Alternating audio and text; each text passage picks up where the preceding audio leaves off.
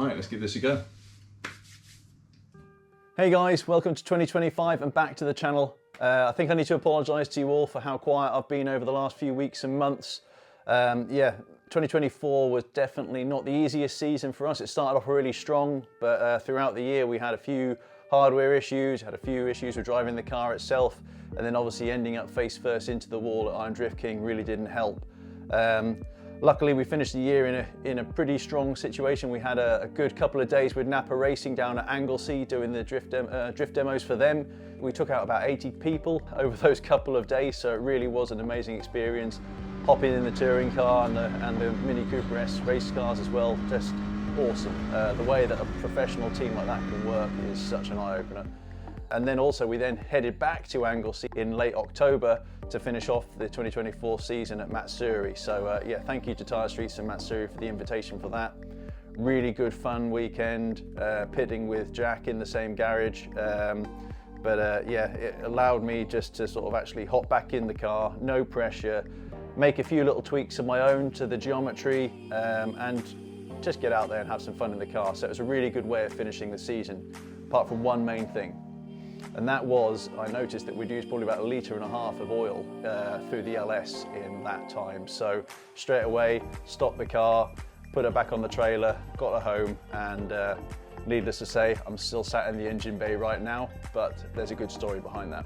So I took the engine out, straight to Craig down at Dyno Talk. He is the LS master. We stripped the engine right there and then, so we could have a look inside it and decide what plan of action was. We did notice there was a fair bit of scoring on the inside of the bores from each of the cylinders. We knew that this was going to happen because when we took the engine out after Oman a couple of seasons ago, just to give that a good check over, there was a few things that were amiss there, but we didn't have the time or the money to actually fix it properly at the time. So we buttoned her up best we could at that point and sent her on her way, and she's done another 2 seasons up until this point without issue. So we then got to a point where we needed to decide whether we were going to put a load of money into the current block, get that machined and done whatever, or do we go for brand new? So having a chat with Craig, thinking about how we use the engine, how hard it's pushed regularly, we're boosting it as well. We thought that maybe after 11 years worth of hardcore professional drifting, that little LS has done me proud and we should use her for a coffee table or something like that and frame it. So what I've done is, with the help of Magnuson, Skog and Dickey and Phil from Billy's Speed Shop, we managed to hunt down an LSA brand new engine block and get that shipped over to the UK. So I first thought that finding a LS block was going to be real easy, but even Phil, with all of his contacts, we just could not pin one down. It was going to get to a point where we were going to have to bring in a brand new engine, strip that down and take the pieces out of it that we wanted, and then yeah, either discard or sell the rest.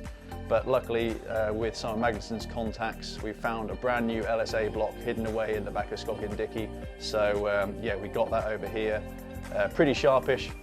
So I think that landed in the UK, I think it was early January time. And obviously now, with the way that the world is and so on, we've been waiting for parts and so on to be delivered. So it's now only a couple of weeks away from Japfest, and we've finally got the block, the crank, the conrods, pistons, all of that stuff back from the machine shop, and it's now sat back with Craig for him to build up the full new engine. So that is going to be new block. We're running the same crank rods that we had before, same heads, but we've got new pistons in there, obviously new bearings, new gaskets, all those kind of bits and pieces throughout. We've also got a better set of lifters in there because those ones were starting to show signs of wear with the high RPM that we run it at. And yeah, we want to get that back together and in where I'm currently sat in time for hopefully mapping in a week or so's time just before Japfest, so we can get out there and play with the rest of the boys. So that's the plan right now, fingers crossed. So that's the engine and where we're at. In the meantime, I've been cleaning as much of the parts as I can, and the engine bay is spotless. Goodrich have been helping me out with a ton of parts, so have Samco, so have NGK, so have K&N, so thank you to all of my partners in that respect. Absolutely fantastic. So yeah, now it's a case of trying to work on the bodywork of the car. So it's time to strip that down, either start painting new bits or pick up new bits from Firefly Speed Shop. and get the car ready for a hardcore season of 2025. 2025 itself is going to be a little bit different because Drift Pro as a full championship isn't going to happen this year, which is a real shame. The good thing is we've got a few invites already for some pretty cool other events. I'm hoping that Napa may also be on the cards maybe later on in the year as well, so keep our fingers crossed on that one, guys. But otherwise, it's going to be plenty of demos, plenty of seat time, plenty of fun this year, and I'm going to take you guys along for the ride, and I cannot wait to get stuck in this car again. It is the rest. I've had it. I've had enough of it now. It's time to get back into the race suit, into the driver's seat, and have an absolute blast. So, hope you guys have enjoyed the little update. The engine is now with Craig.